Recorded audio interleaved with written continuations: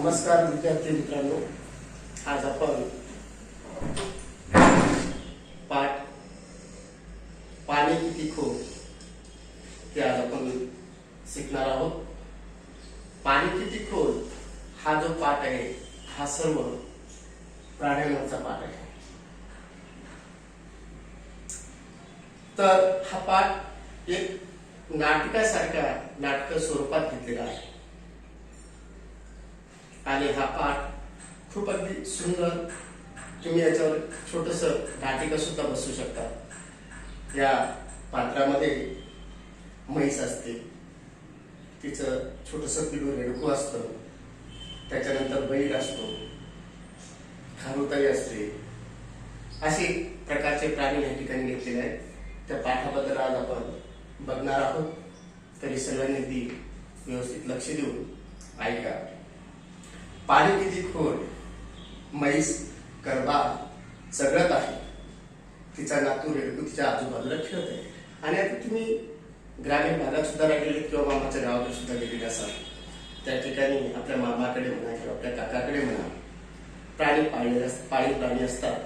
आता ते कशा पद्धतीने चारा वगैरे खातात त्या आपण बघितलेलंच आहे. मग म्हैस कशी म्हणते बघा, काय म्हणते, आता मी खरंच म्हातारी झाले, हा कडबा काही चालेना मला.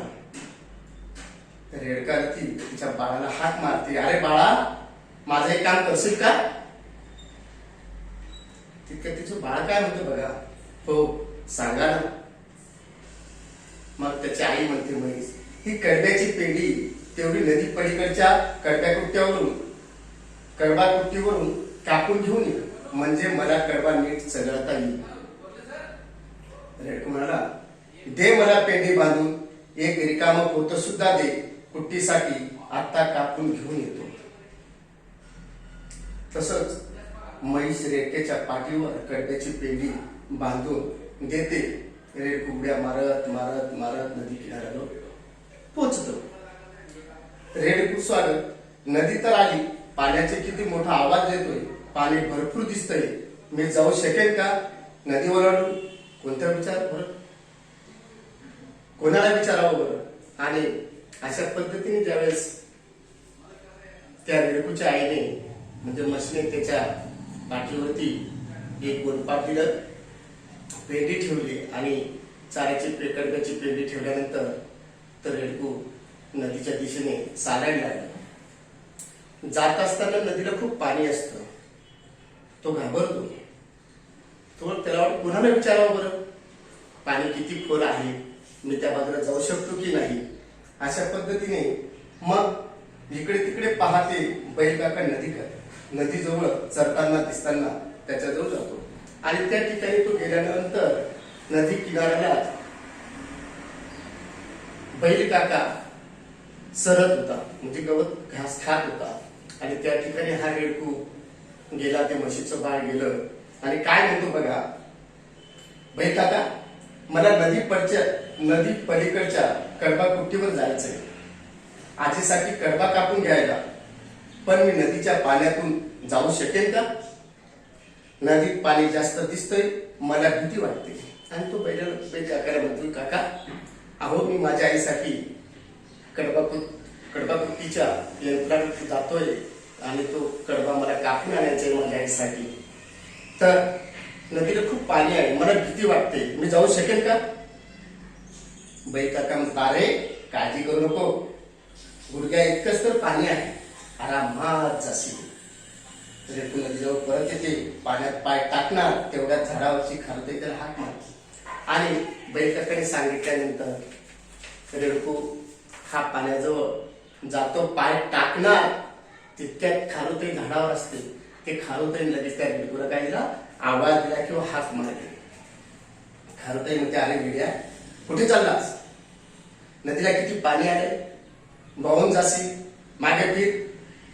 रेडकू म्हणाला, खारुताई पाणी जास्त नाहीये. असं बैल काकांनी सांगितलं, मला आरामात जाता येईल असं ते म्हणाले. आणि तो रेडकू लागले, खारुताई तू जे म्हणतेस ते पण बरोबर आहे, परंतु मी बैल काकांना विचारलं, बैल काकांनी मला सांगितलं की काही हरकत नाही, तो आरामशीर जाऊ शकशील, असं त्यांनी मला सांगितलं. खारुताई म्हणाली, मुळेच राही, कालच आमची एक मैत्रीण पाण्यातून पलीकडे जाताना बघून गेली. असा वेळेपणा करू नकोस, मागे फिर. आणि त्या खारुताईने सांगितलं, अरे बैल काका जरी म्हटले असतील तरी ते खरं नाही, कारण कालच आमची एक मैत्रीण पाण्यात वाहून गेलेली आहे, म्हणून तू काय कर, मागे फिर, वेळेपणा करू नको. रेडकू विचारात पडतो, गोंधळून जाते आणि घरी परत यायला निघते.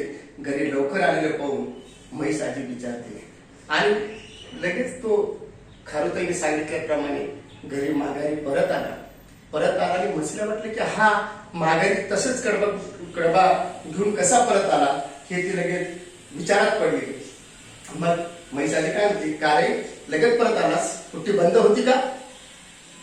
रे तुम्हाला नाही ग आजी, मी कुट्टीला गेलोच नाही, नदीपासूनच परत फिरलो. नदीला पाणी खूप जास्त आलंय. आणि ते आजीने जसं विचारलं, बरोबर का रे कडबा कुट्टीचं बंद होतं का, यंत्र बंद होतं का? तितक्यात रेडको म्हटली, नाही ग आई, मी नदीपासूनच परत आलोय. नदीला पाणी खूप जास्त आलंय. मी अरे असं कसं होईल, सकाळी तर गाडोदादा आला नदी पार करून, त्याच्या पोटापर्यंत सुद्धा पाणी नव्हतं असं तो म्हणत होता. आणि आईने सांगितलं, तू असं कसं म्हणतो, नदीला एवढं पाणी आलं, सकाळी तर गाडोदादा आले पाण्यातनं, त्याच्या पोटाला सुद्धा पाणी लागलेलं नव्हतं, आणि तू असं कसं म्हणतोस? रेडकुमार आलं, मला बैल काका म्हणाले, मी पाणी कमी आहे, पण खारुताईने सांगितलं की तिची मैत्रीण पाण्यात वाहून गेली. मग मी घाबरलो आणि परत आलो. मग त्याने त्या म्हैसाजीला समजून सांगितलं की अगं आजी, तू म्हणतेस ते अगदी बरोबर आहे, तू सांगितलं गाढव दादा आले, त्याच्या पोटाला पण पाणी लागलं नाही, ते अगदी बरोबर आहे. परंतु मला बैल काकाने सुद्धा तसं सांगितलं होतं. परंतु काय झालं, खारुताईने मला सांगितलं की माझी मैत्रीण वाहून गेलेली, तू मूर्खपणा करू नको, वेळेपणा करू नकोस, तू माघारी, म्हणून मी माघारी परत आलोस. अरे नीट विचार कर. म्हणजे काय बोलते, अरे नीट विचार कर, बैल काका किती उंच आहे आणि खारुताई किती बुटकी आहे, छोटी, मग तिला पाणी जास्त वाटणारच ना. पण खारुताईपेक्षा तू मोठा आणि उंच आहेस की नाही, मग तुला घाबरायचं काय कर? आणि त्या म्हैसाजीने त्याला समजून सांगितलं, अरे बैल काका किती मोठे आहेत आणि खारुताई केवढी लहान आहे. आता खारुताई म्हटल्यानंतर ती पाण्यातून वाहणारच की नाही. आणि बैल काका कसे वाटतील, बैल काका मोठे, तसं तू सुद्धा मोठा आहेस, तुला सुद्धा पाणी वाहून नेणारी, कारण खारुताई ही लहान बुटकी आहे, म्हणून ती वाहून गेली असेल, म्हणून तुला घाबरायचं काही कारण नाही. खरंच की मला आलं माझ्या लक्षात, आत्ता मी घेऊन येतो तुझ्यासाठी कडबा कापून तेवढ्या मारत आणि नदीकडे निघाल. तेव्हा मग तुला कळलं की आजी तू बरोबर सांगतेस, तुझे सांगितलं ते अगदी बरोबर आहेस, परंतु आता मी जातो आणि तुला कडबा कुट्टी घेऊनच येतो. आणि तो पळत पळत तिकडे निघाला. रेडकू सावकाश नदी पार करते, पलीकडच्या काठावर पोहोचतात, आनंदाने गाणं म्हणत कडबा कुट्टीच्या दिशेने तो जातो. अशा पद्धतीने हा पाठ जो आहे हा नाटक स्वरूपात सुद्धा तुम्ही बसू शकता. छान छोटीस याच्यापासून नाटिका सुद्धा तयार होऊ शकते. अशा प्रकारचा हा छान पाठ आहे. या पाठावरचे मी काही तुम्हाला शब्दार्थ दिलेले आहे.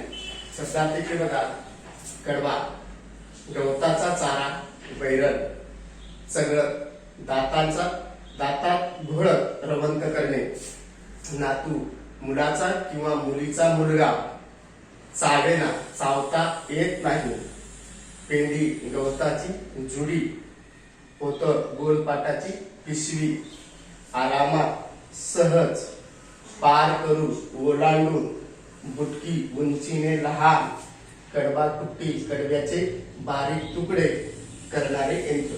अशा प्रकारचे हे शब्दार्थ हे तुम्ही सर्वांनी लिहायचे सुद्धा आहेत वहीमध्ये, आणि प्रत्येकाने ते शब्द 2-2, 3-3 वेळेस त्याचं वाचन सुद्धा करायचं आहे. त्याच्यानंतर या पाठाच्या खाली पान नंबर 14 वरती स्वाध्याय दिलेला आहे. स्वाध्याय बघा, एका वाक्यात उत्तरे लिहा. पहिला प्रश्न आहे तुम्हाला, एका वाक्यात उत्तरे लिहा. म्हशीला काय चावता येत नव्हते, हे तुम्हाला चांगलं मी आता सांगितलेलंच आहे. म्हशीला कडबा चावता येत नव्हता, एका वाक्यात शॉर्टकट मध्ये एका वाक्यात उत्तर म्हणजे काय, म्हशीला कडबा चावता येत नाही. पाणी कमी आहे असे कोणाचे म्हणणे होते? आता पाणी कमी आहे असं म्हणणार कोण होतं? तुम्ही आता ऐकलं असेल की बैल काकांना वाटत की पाणी कमी आहे. मग झाडावर कोणी हाक मारली? आता झाडावर कोण हाक मारतो तुम्ही चांगलं ऐकलेलं आहे. कोण मारले? खारुताई. बरोबर. खारुताईची मैत्री पाण्यातून का वाहून गेली? तिचं उत्तर आहे कारण ती लहान होती, बुटकी होती म्हणून ती पाण्यातनं वाहून गेलेली. नदी पार केल्यावर रेडकाने काय केले? आता ज्या शेवटी रेडकू ज्या आयडी सांगितल्यानंतर तो पळत पळत गेला, नदी पार केली. तिकडे गेल्यानंतर त्यांनी काय केलं? तर त्यांनी गाणे म्हणायला सुरुवात केली. अशा प्रकारचा हा एका वाक्यातले 5 प्रश्न आहेत. ते सुद्धा सुंदर अगदी चांगल्या अक्षरात तुम्ही सोडवण्याचा प्रयत्न करायचा आहे. कारण प्रथमतः तो पाठ वाचन करा आणि मगच त्याच्यावरच्या प्रश्नांची उत्तरं लिहायला सुरुवात करा. आता प्रश्न दुसरा असा दिलेला आहे, कोण म्हणाले व तसे का म्हणाले ते लिहा. आता प्रश्न दुसरा बघा, कोण म्हणाले आणि तसे का म्हणाले? आता मी खरंच म्हातारी झाले असं कोण म्हणाले? म्हैस आजी म्हणाले मी आता खरंच म्हातारी. तर का म्हणाली? तर तिला कडबा चावता येत नव्हता म्हणून ती अशा पद्धतीने म्हणाली मी आता खरंच म्हातारी झाले. गुडघ्या इतकंच तर पाणी आहे, आरामात जाशील असं कोण बोललं? रेडकुला बैल काका म्हणाले गुडघ्या इतकंच तर पाणी आहे, तू आरामात जाशील. आरामात म्हणजे सहज. मी तुम्हाला तसा तो शब्दार्थ लिहून सुद्धा दिलेला आहे. आरामात म्हणजे सहज, तू सहज ती नदी पार करू शकशील असं बैल काका म्हणाले. तिसरं बघा, वाहून जाशील मागे फिर. आता वाहून जाशील मागे फिर असं कोण म्हणाले? खारुताई. बरोबर. खारुताई रेडकुला म्हणाली अरे तू वाहून जाशील मागे फिर. प्रश्न चौथा आहे, मग तुला घाबरण्याचं कारण काय आहे? कोणी सांगितलंय? म्हैस आजीने रेडकुला सांगितले की अरे तू मोठा आहे, तुला घाबरण्याचं काही कारण नाही. आता सहज जाता येईल. आणि रेडकू म्हणतो की आता मी सहज आजीला सांगतो की मी आता सहज जाईल. त्याच्यानंतर अशा प्रकारचा हा कोण म्हणाले व ते कसे म्हणाले या संदर्भातला तो प्रश्न आहे. प्रश्न तिसरा त्याच्यातला आहे, जोड्या जुळवा. जोड्या जुळवा की जोड्या लावा. उदाहरणार्थ जसं कडब्याची पेंडी नाही का, तसे इथं अ गट ब गट दिलेला आहे. अ गटामध्ये लाकडाची मोळी बरोबर, मेथीची जुडी बरोबर, पुस्तकाचा गठ्ठा. अशा प्रकारे ह्या तुम्हाला जोड्या लावायच्या आहेत.